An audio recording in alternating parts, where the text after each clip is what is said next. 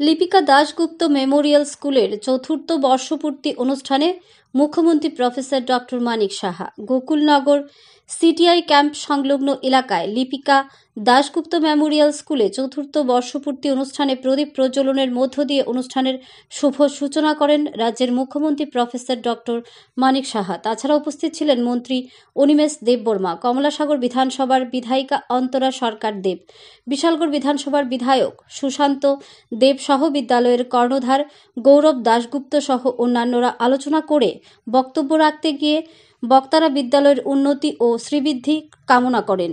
বলেন, রাজ্য সরকার বর্তমান শিক্ষা ব্যবস্থাকে এগিয়ে নিয়ে যেতে বিভিন্ন প্রান্তে সরকারি বেসরকারি বিদ্যালয়গুলোর শিক্ষার মান যাতে আরও এগিয়ে নিয়ে যাওয়া যায় সেদিকে লক্ষ্য রেখে রাজ্য সরকার এগিয়ে যাচ্ছে। শিক্ষার মাধ্যমে রাজ্য এবং দেশকে আরও এগিয়ে নিয়ে যেতে পারে। রাজ্য সরকার শিক্ষা প্রতিষ্ঠানের ওপর নজরদারি রয়েছে যাতে শিক্ষার গুণগত মান আরও বৃদ্ধি করা যায়। ব্যুরো রিপোর্ট, আরই ধর্মনগর।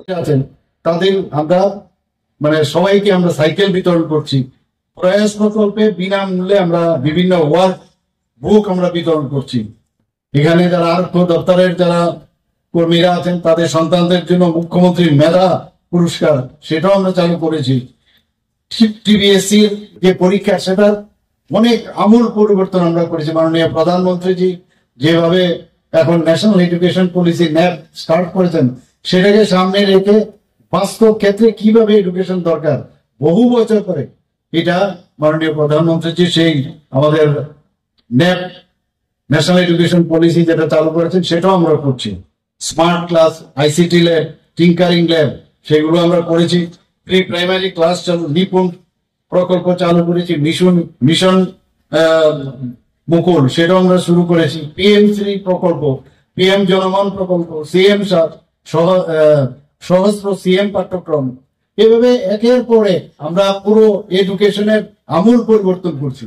আমাদের মনে আছে আগে আমরা যখন West Bengal board of secondary education থেকে আমরা পাস করেছি, ত্রিপুরার বোর্ডও ছিল না, ক্যালকাটা ইউনিভার্সিটি এখানে ছিল, আমাদের ত্রিপুরা ইউনিভার্সিটিও ছিল না, যেটা এখন সেন্ট্রাল ইউনিভার্সিটি হয়েছে। এটা আমূল পরিবর্তন হয়েছে। বাইরের থেকেও মানুষ আসছে এখানে, এডুকেশনের হাব এখানে তৈরি করার আমরা চেষ্টা করছি।